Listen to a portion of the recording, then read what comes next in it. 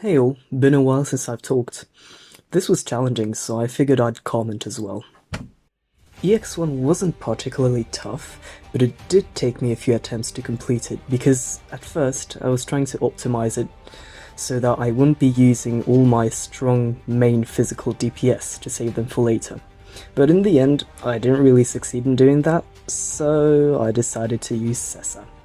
I mean, I didn't really use him later, so I guess it was a good decision, else it would have taken way too long to figure it out.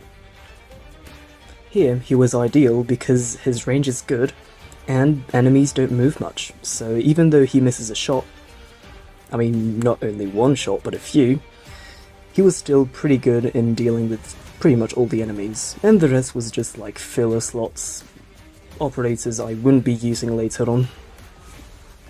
I'm really glad Frostleaf could hold her lane in here. I could have maybe used Chestnut, or maybe used Sail on S1 for some more AFK, but I figured it'd be fine if I used Sail on in here. I did lack medics later on, you'll see why, but it was fine still. So yeah, that's pretty much it for EX1. Not too much to say really. I'll just let you watch Sessa or Blitz it everyone.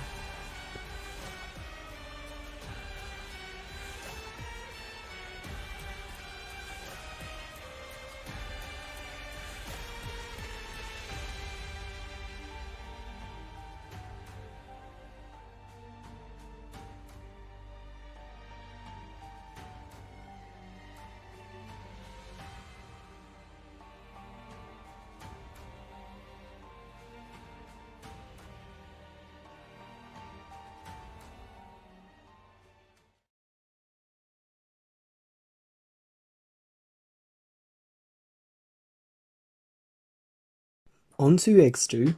Honestly, this was the least annoying out of the 8. This is actually not the original squad, because initially I used only Dagda and Chestnut to complete the stage alongside Frostleaf. It's just that later on I realised I did need Dagda, so I optimised it out of this stage and did it with the little operators I had left. And surprisingly enough, it was enough.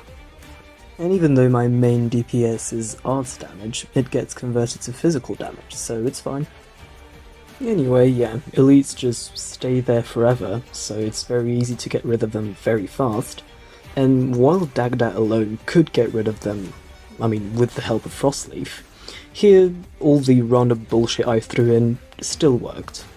And normal enemies didn't do anything, even Chestnut could heal, so it was fine. Anyway, yep, not much else to say, just watch everyone or Blitzerday everyone, I guess.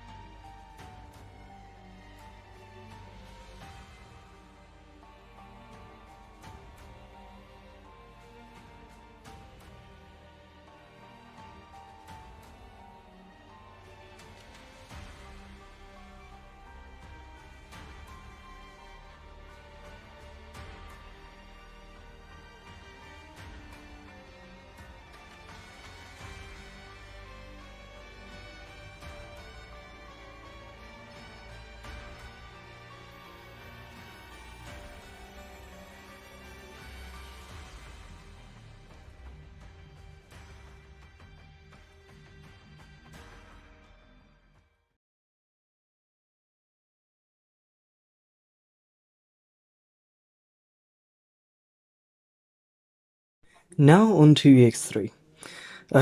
Honestly, that one was one of the most annoying ones. I think it was the third most annoying one out of them all. I might have been able to optimize Vendella out, but I think I do need the healing. And after trying and countless, I don't know, tickets to finally found out that Grey Altar is the only option to kill the last enemies, well, I guess I used my Joker of my roster. Main issue was my not having some long-range burst damage dealer like Horn, and not being able to activate the tuning nodes in time. So I had to cope with waves of regular enemies but buffed, so it was even worse. That's why I needed a bunch of AoE and some healing. Long Heli Drop basically saved this run, I think.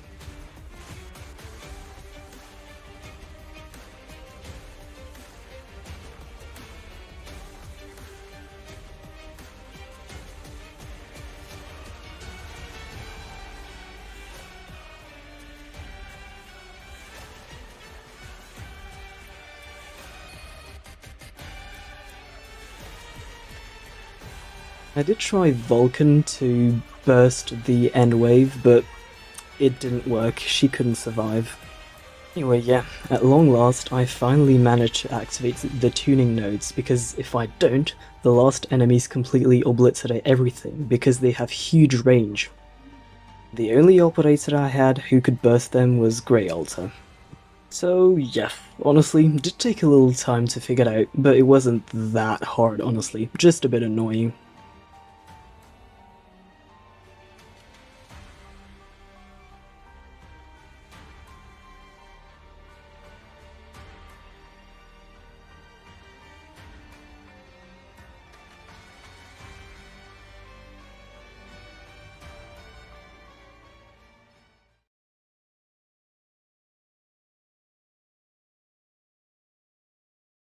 On to EX4, this one was much easier than EX3 in my experience. Now this is not the original squad either, because I originally used Kirara and Matterhorn, aside Folenic and Frostleaf, which barely cleared, but still cleared. But in the end, I did have to use Kirara for EX8, small spoilers.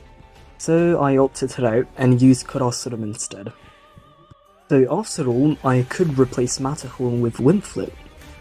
So Matterhorn was one of the only operators of my niche who I didn't use in this tower. Glaucus is simply one of the only ranged operators I had left. So I figured I could use her range and her slow to help me clear this stage, I guess. But also them MVP though. Windflip's range on skill could also hit all the devices, so it was pretty good. And I did need some form of healing because of the high initial damage of these saxophone enemies. All in all, not much else to say, pretty easy.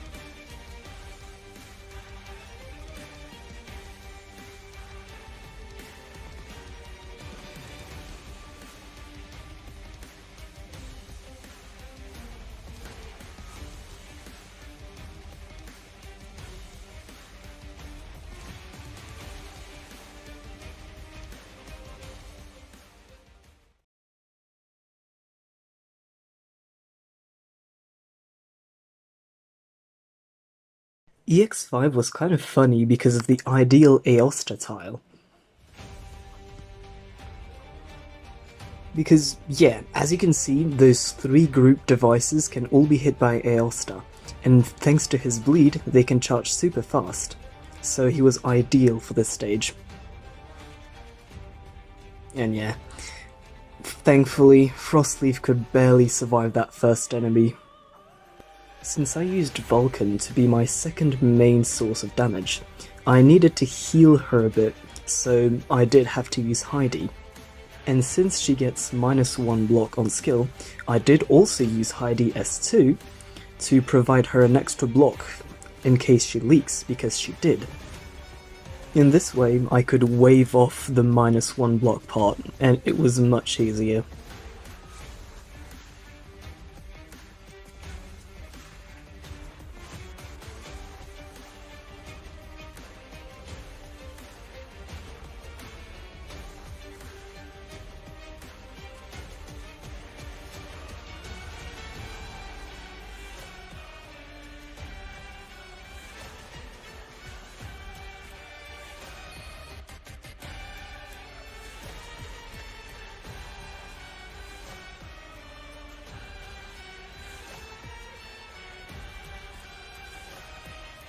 What's weird is that Morgan usually kills that tuning node capturer guy.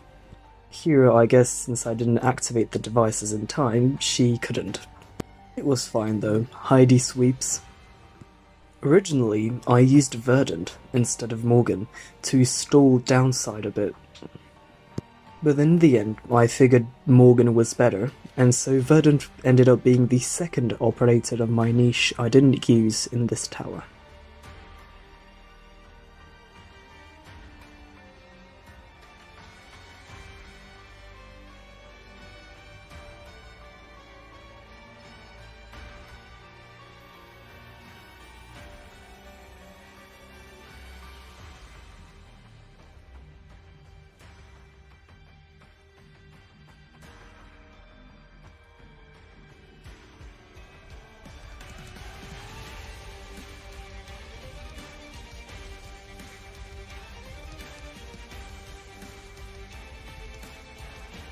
And as you can see, buffed Aosta is insane with his bind.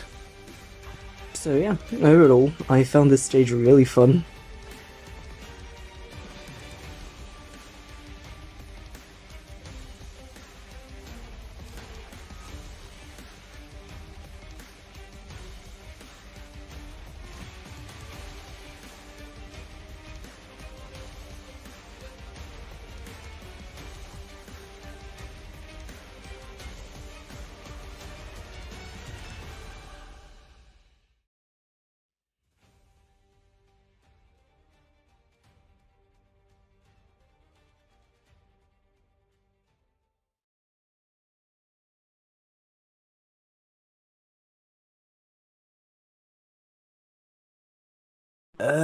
ZT-EX-6, honestly, least memorable stage in this event. I don't know, it just feels kind of bland, I guess. I don't really remember much of it. In the end, since I didn't need consistent healing, I decided to not use any medics in this stage and save them for later, which I thankfully did. Holy shit. So here, I guess you can see some funny Tsukinogi and 9-colored deer usage. Both her skill cycles ended up completing themselves really well, so in the end, I managed to wave off the need of a medic.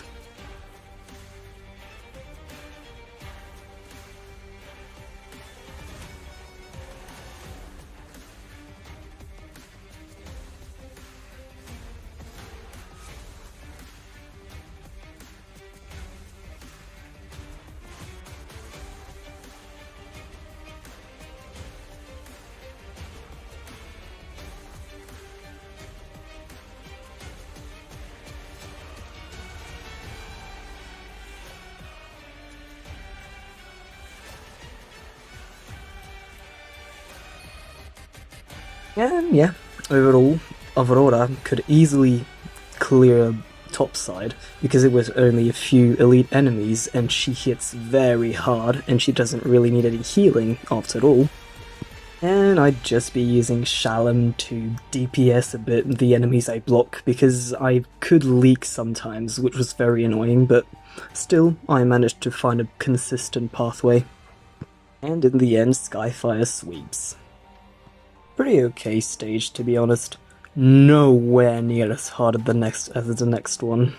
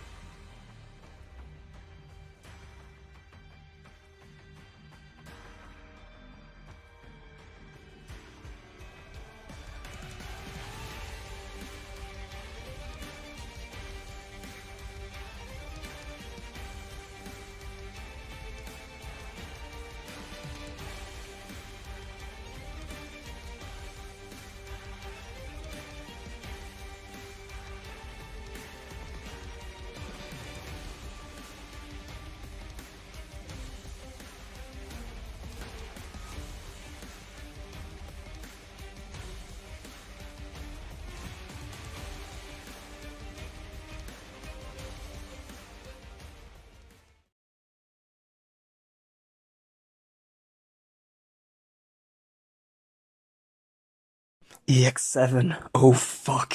God forbid I do this stage ever again. Okay, so immediately, Chiave down to get DP, because I do need it later. Frostleaf down here, and her range for once helps, because she can hit those devices without having to get hit by those annoying casters. Tomimi here helps a lot, because she can hold topside and kill those first two casters. Provisor here will help with the first wave, and then redeploy on bottom later.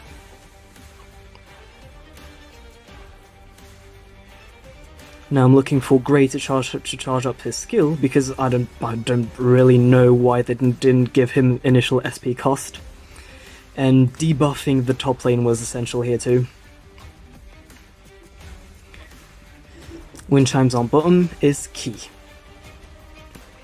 And around now, Tomimi skill, because I need it back at some point for the topside caster you see here. Nightmare on top to deal with the very last wave because I don't have enough healing. And boom boom, Chiave, Provisor. Chiave to debuff their res, and Provisor right after to slow them down.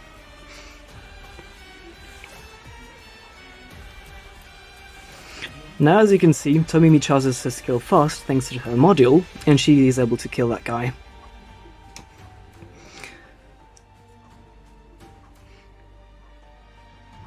And around now, Grey to slow everyone down. Even without the variation, he can slow everyone down permanently thanks to his module. But here, it's even better, I guess. It's ideal for stalling because these guys are a huge bother.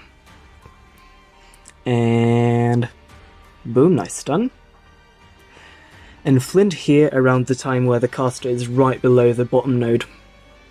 This timing helps me manage this. Now after Grey skill, immediate retreat and Provisor down to slow them down. And now's the annoying part. Now's where I'm freaking out because that's the part where I choke always.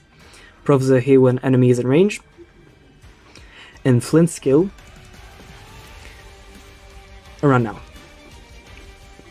This timing is kind of RNG because I need her to hit the node just right, but here unfortunately she couldn't, and so as you can see there's annoying fucking casters at the bottom are stunned to target the bottom node, so I can't activate them and they will cycle through and they just don't allow me to activate the variation which I desperately need.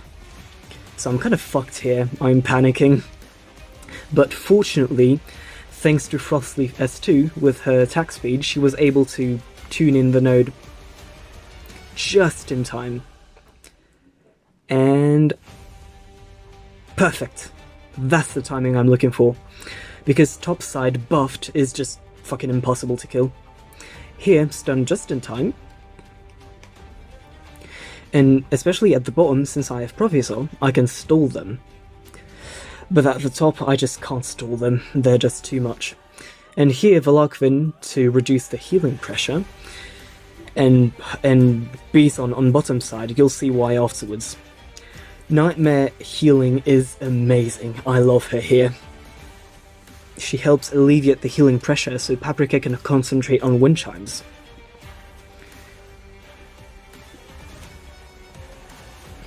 Now yeah, as soon as I can, Tomimi skill and Brio Feeder. Now Brio Feeder is just a filler slot to eventually deal some damage and block any eventual enemies that might leak. And finally Velarkvin's skill to reduce the healing pressure and deal some damage. Here I need to slow the bottom ones down with Provisol, because they're buffed, so I can't really kill them at all. And with Wind Chime stun, I'll be able to stun them just in time to stall a bit. Now I'm realizing that topside is basically done, which is amazing. I've never done this before. So Velarkvin retreat, Brief in retreat, and Wind Chimes is about to die, which is fine, normal. That's why I placed Beast on earlier.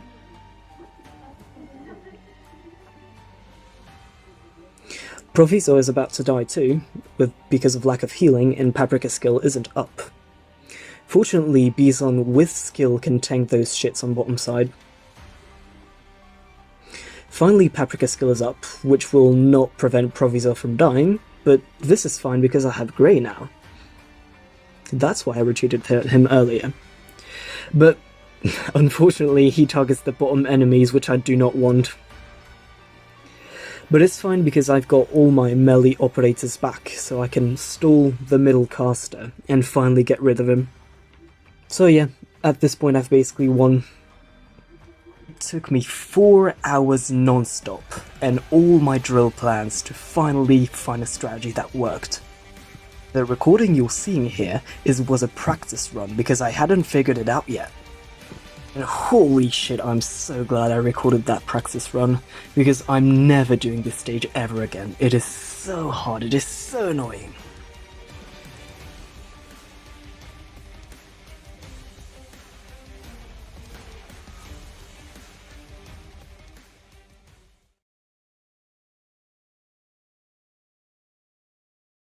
And at long last, EX8. Now this one was nearly not as hard as EX7, but it still needed a consequent squad because I couldn't really deal with the elite enemies as much as I could deal with the boss.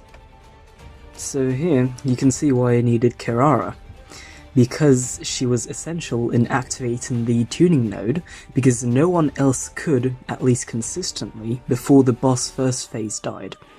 And in the meantime, she deals damage to those first enemies and survives without any medic, which required a bit of RNG with her, archetype, with her 50% dodge, but she ended up dodging well, so most of the time she could clear, so it was pretty consistent.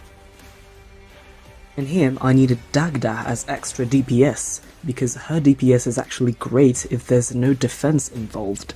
So I needed to opt her out of her other clear in EX2 to include her here to help kill the boss's first phase in one go.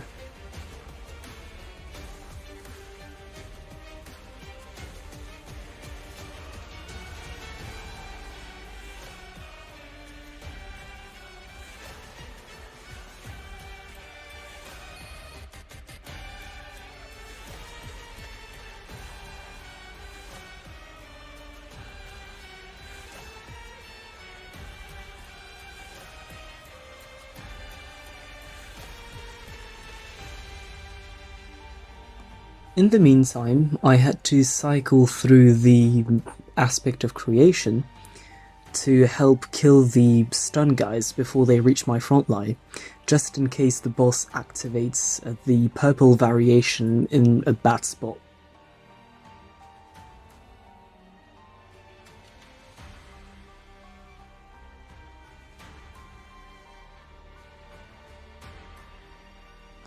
And as you can see, Acid Drop's DPS is amazing. Some of the units you see here, like Spear, Bee Hunter and Aescarp, are just bait units to bait the teleport. Well, Spear at least does a bit of damage, but it's kind of negligible.